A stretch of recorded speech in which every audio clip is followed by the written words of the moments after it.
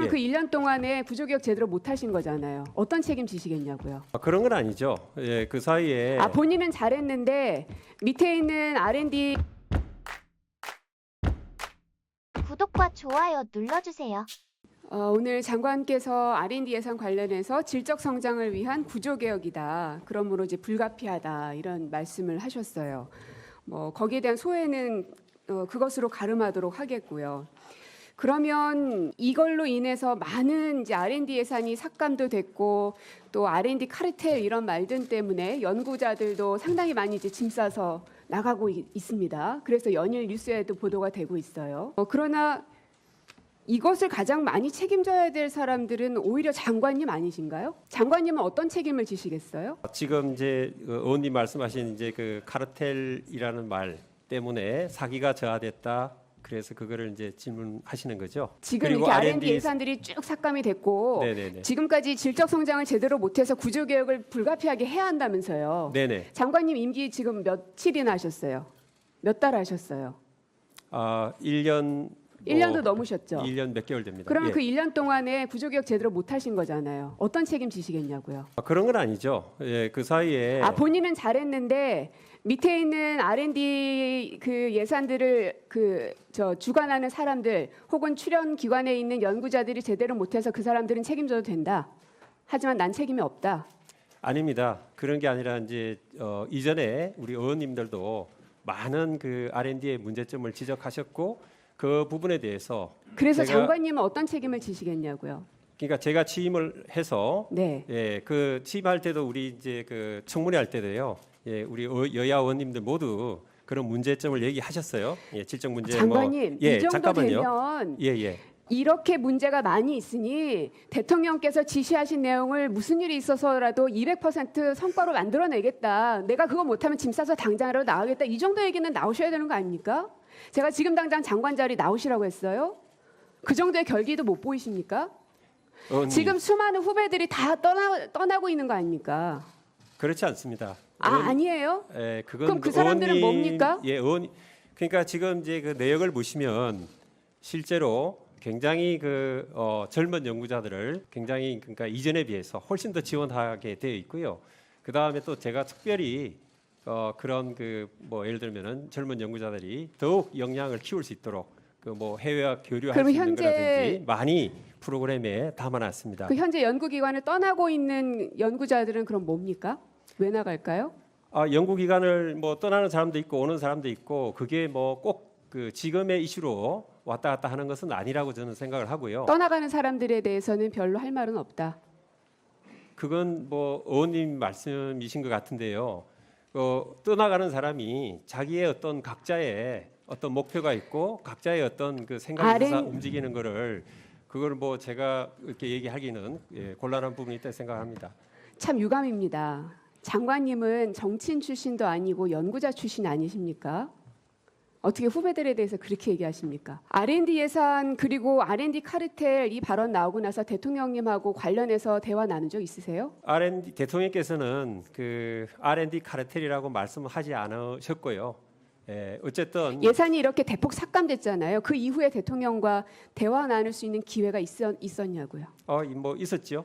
예. 어떤 말씀하시던가요? 뭐 저희가 이제 이제 그 동안 충분히 이제 그 제도 개선을 이렇게 쭉 이제 해왔고요. 그 제도 개선에 이제 부합해서 R&D 이제 예산도 구조조정을 정말 그 어떤 미래 세대를 위해서 제대로 이렇게 그 만들어야 된다. 그런 측면에서는 저도 이제 동의를 하고요. 자, 그러면 미래 세대를 위해서 준비를 해야 된다고 해서 구조조정을 하셨어요. 그렇습니다. 그렇죠? 네. 그런데 쭉 살펴보니까 S등급으로 분류하신 것들도 예산을 죄다 삭감하셨더라고요. 그러한 부분이 있을 수는 있으나 그게 이제 단순히 어떤 여러 가지 자, 그럼 제가 상황- 먼저 질문 드릴게요. 예. R&D 투자 우선순위 의견이라고 해서 과기부에서 제출한 그 작년 10월에 제출한 것들이 있는데 이거는 누가 취합하는 것이고 이거는 매년 의견서를 제출하게 돼 있는 거죠? 네, 늘 뭐 부처 간에서 이제 투자 우선순위 그런 늘 거를 하는 거죠? 예, 얘기하고 네. 하지만 또한 그렇게 그 투자 우선순위를 낸다고 해서 뭐 지금이 아니라 이전에도 그게 꼭 반영되는 게 아니고요. 맞습니다. 예, 장관님 말씀처럼 늘 반영되진 않아요. S등급이라고 하더라도 감액되는 사례들도 있었습니다. 그래서 22년에는 14% 정도가 감액이 됐고 23년에도 한 16% 정도 감액이 됐었어요. 그러나 24년도에는 37%나 S등급을 삭감하셨어요. 왜죠? 예, 그것도 뭐 이제 내부에서 여러 가지 그 의견들을 종합적으로 고려를 해서 판단한 것으로 알고 있습니다. 네, 내부적으로 종합적으로 판단하셨는데 뭘 삭감하셨냐 하면 해저 지진, 지진 해일과 같은 해저 재해 발생 예측, 실시간 조기 경보 시스템 시범 구축 이 예산을 무려 80%나 삭감하셨어요. 기후 위기 관련돼서 지금 갈수록 지진 발생 늘어나는 거 잘 알고 계시죠? 영역도 점점 늘어나고 있고. 네. 이거는 왜 삭감하셨나요? 그 부분은 뭐 제가 미처 살펴보진 못했는데요. 이후에 의원님 뭐 허락해 주시면 다시 뭐 제출하도록 하겠습니다. 이거 이미 기사도 났었고요. 기후 위기 대비해서 마련된 예산인데 무려 80%나 삭감이 됐고 S등급인데도 장관이 파악도 못하고 계십니까? 뿐만 아니라 기후변화 예측 토대 마련하는 과제 지원 필요성 차원에서 해양 육상 대기 탄소순환 시스템 R&D 사업도 전년 대비 33% 삭감하셨어요. 이거 둘 다 S등급 사업입니다. 예, 또 말씀드릴게요. A등급은 또 말할 것도 없어요. 이것도 역시 기후위기와 관련된 것도 한 57% 삭감됐고요. 사회문제 해결, 즉 재난안전과 관련된 것도 47.9% 삭감됐습니다. 경호 대응, 또 미세먼지 저감 기술 이런 것도 한 70% 정도 삭감됐어요. 어떻게 설명하시겠습니까? 미세먼지 그런 부분도 정밀하게 이제 검토를 했고요. 실질적으로 그러면 시간이 별로 없으니까 효과가 없는 부분이 굉장히 있고요. 아까 이제 그 사회 그 재난 관련해서도 그 핵심적인 부분은 그 민생의 공공의 안전에 관계되는 부분들은 계속 그 유지를 하고 있습니다. 근데요. 다른 어떤 사업들에 대해서 삭감하고 구조조정하고 질적 성장을 위해서 하는 거 다 이해합니다. 그럴 수도 있다고 봐요. 때론 필요도 하겠죠. 그러나 국민 안전과 관련되고 기후 위기와 관련된 거는 어떻게든 지키셨어야 되는 거 아닙니까? 안전 부분에 대해서는 저도 안전 이제 검토를 부분은 다 했고요. 삭감됐어요.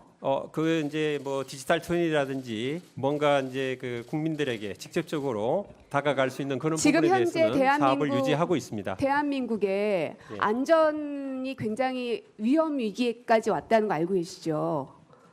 오송 참사도 그렇고요, 이태원 참사도 그렇고요. 계속해서 이 심각한 안전 문제가 대두되고 있는데 관련된 R&D 사업을 장관으로서 무조건 지키셔야 되는 거 아닙니까? 지금 이 정부의 특징은 아무도 책임지지 않는 겁니다. 장관님도 아까 그러셨죠. R&D 전혀 그렇지 삭감됐지만 책임지지 않습니다. 않는다는 말씀을 하신 정말 거고. 그 책임감을 가지고 열심히 하고 있다 이렇게 말씀을 드릴 수 있습니다. 그러면 이 안전 문제에 대해서 예산 삭감된 건 어떻게 그 부분에 대해서 우리 이제 그 본부장께서 추가 질문을 좀 드려도 되겠습니까?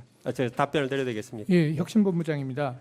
저희가 세계 최고 수준의 R&D로 가는 방면에서 우리가 세계 최고 수준의 연구 역량을 위해서 집중한 바가 있고요. 재난 안전이라든가 아까 말씀드린 기후 대비도 굉장히 중요한 분야입니다. 그래서 그 분야에서도